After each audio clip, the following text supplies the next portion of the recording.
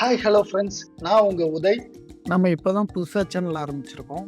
எல்லோரும் கொஞ்சம் சப்போர்ட் பண்ணுங்கள். எனக்கு ரொம்ப வருஷமாக கேதார்நாத் போகணுன்னு ஆசை. ரொம்ப நாள் முயற்சிக்கு அப்புறம் அந்த ஆசை நிறைவேறிச்சு.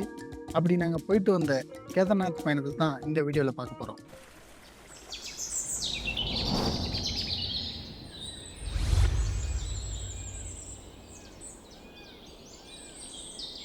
சென்னையிலேருந்து டெல்லிக்கு புறப்படக்கூடிய தமிழ்நாடு எக்ஸ்பிரஸ், அதாவது நைட்டு 11 மணிக்கு எடுப்பாங்க. அதில் 3rd எக்கனாமி கோச் ஃப்ரீயாக இருந்துச்சு. அந்த டிக்கெட்டை ஒரு 1 மந்த்துக்கு முன்னாடி புக் பண்ணோம். கிட்டத்தட்ட 32 ஹவர்ஸ் ஜேர்னி. ரொம்ப நல்லா இருந்துச்சு. சைடில் ஒரு கிடச்சதுனால அழகாக வேடிக்கை பார்த்துட்டே போக முடிஞ்சுது. நீங்கள் இந்த மாதிரி ட்ரெயின் ட்ராவல்லாம் ரொம்ப தூரம் போகணும்னு நினச்சிங்கன்னா சாப்பாடு ரெடி பண்ணி வச்சுக்கோங்க.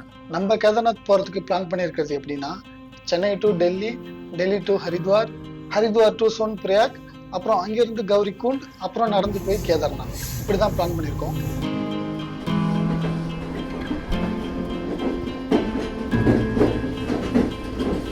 தேர்ட் எக்கானமி கோச்சுங்கிறதுனால டிக்கெட் ப்ரைஸ் 2080 ரூபா வந்துச்சு.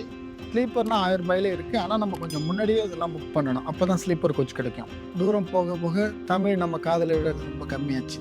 ஒரு வழியாக நாங்கள் டெல்லி வந்து சேர்ந்தோம்.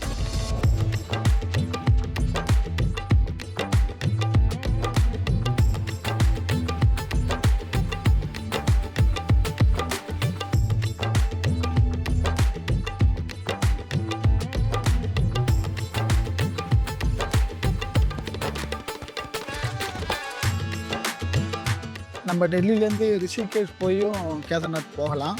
அதே போல் ஹரித்வார் போயும் போகலாம்.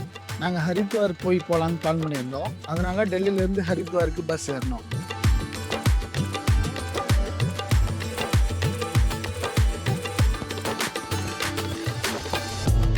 டெல்லியிலேருந்து ஹரித்வார் போகிறதுக்கு 5 to 6 ஹவர்ஸ் ஆகும். நாங்கள் வர பஸ் ஒரு 5 ஹவரில் வந்து சேர்ந்துச்சு.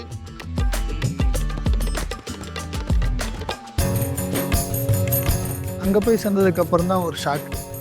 பஸ் வந்து மதியானம் 2 மணிக்கு மேலே கிடையாது. அதுக்கு முன்னாடியே தானே மார்னிங் 5 o'clock டு மதியானம் ஒரு 11-12 அதுக்குள்ளே தான் பஸ் தான். நாங்கள் போனது வந்து 2 o'clock ஆகிடுச்சு. அதனால் பஸ் இல்லைன்னு சொல்லிட்டாங்க. நாங்கள் வேறு வழியே இல்லாமல் ஒரு ரூம் எடுக்க வேண்டியதாக போச்சு. நான் கேதார்நாத் போகிறதுக்கு முன்னாடி நிறைய வீடியோஸ் பார்த்தேன்.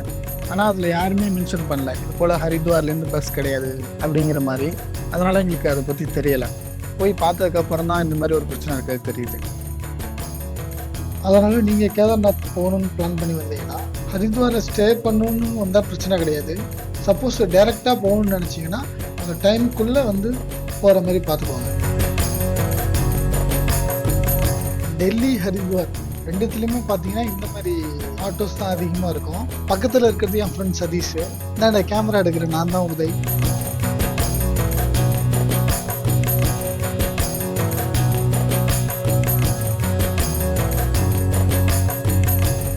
ஹரித்வாரில் நாங்கள் எடுத்த ரூம் வந்து 1000 rupees வந்துச்சு.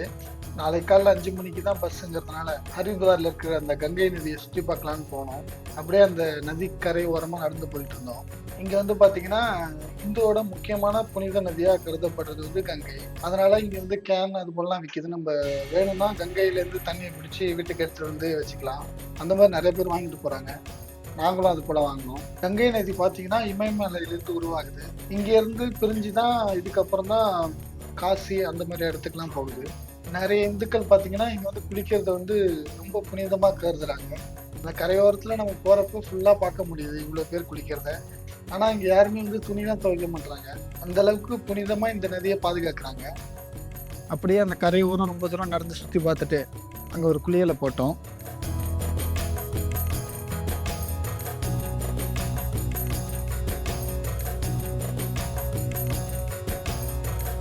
அதுக்கப்புறம் வேறு என்ன பண்ணலான்னு சுற்றி பார்க்குறப்போ அங்கே மலை மேலே ஒரு அம்மன் கோயில் இருந்துச்சு.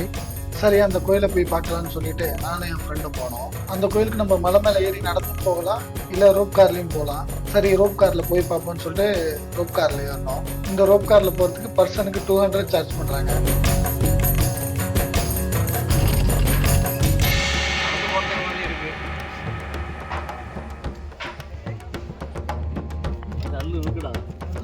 அங்கே பார்த்தாலும் நல்லா தான் இருக்கு. சுற்றி சுற்றி இருக்கிறா அங்கே ஒரு படிக்கட்டு கிடையாது. நான் வர பார்த்துட்டு உட்காந்துக்கிறேன். பார்க்கவே இல்லை.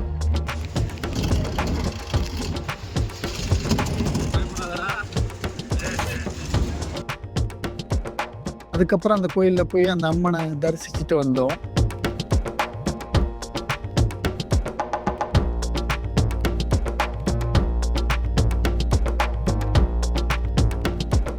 இந்த கோயிலுக்கு நம்ம போய் டாப்பில் பார்த்தோன்னா மொத்த ஹரித்வாரோட அழகையும் ரசிக்கலாம். அந்த கங்கை நதியோட வியூவும் நல்லா தெரியும்.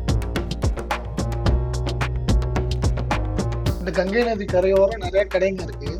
ஆன்மீக சம்பந்தமான எல்லா பொருளும் கிடைக்குது. உத்தராட்சம், மாலைகள், அந்த மாதிரி ஐட்டங்களும் நிறைய கிடைக்குது. அங்க இருக்க கடைங்கள்லாம் சுற்றி பார்த்துட்டு அப்படியே தேவையான பொருட்கள்லாம் வாங்கிட்டு வந்தோம். அப்படியே நைட் ஆயிடுச்சு. நைட்லயும் இந்த ஊர் செமையா இருக்கு.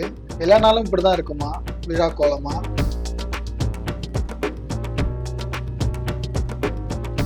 காலைல 5 மணிக்கெல்லாம் எழுச்சி போகணுங்கிறதுனால சீக்கிரமாவே படுத்துட்டோம்.